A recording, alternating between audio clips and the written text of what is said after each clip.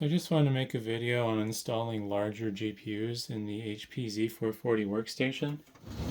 And with a lot of these workstations, they came with the option for a single slot GPU.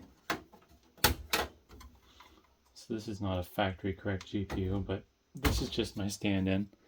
So something really basic. If it was a little more powerful, it'd be about the same height as the PCI slot I/O bracket. But if you wanted to put something more modern or more powerful in the PC, there's two issues you're going to run into. One is power connectors. So this is officially only equipped with a pair of 6-pin power connectors for the PCI Express power.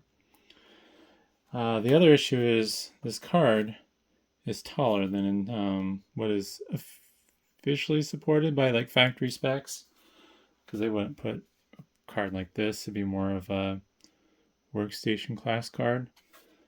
Granted, this card is nothing special. It's just a GTX 762 gig. But we're going to pretend this only requires a pair of 6-pin connectors.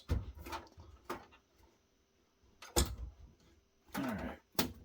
Oop, not quite seated right. There we go. So we're going to plug the card in. We're going to give it power, even though we're not going to use it. This is just for demonstration purposes. Now if I put the cover back on, you run into an issue. It's not going to go back down and latch. As you can see, there's a gap. So there's something you have to do, which is remove this GPU support bracket. And luckily it's really easy to do. You do need a Torx T15 screwdriver. And there's a little screw on the bottom here that you'll have to remove, just the one.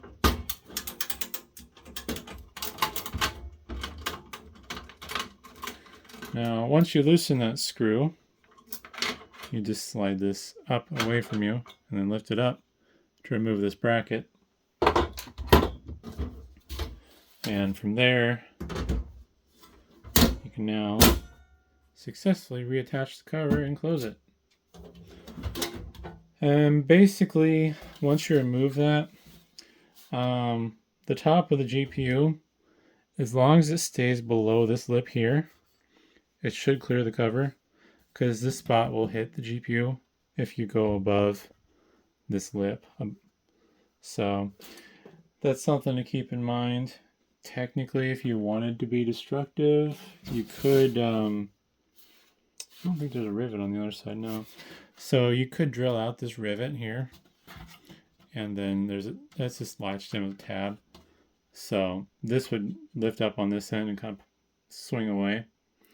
But that's only going to get you another like 6 millimeters or 1/4 of an inch worth of space.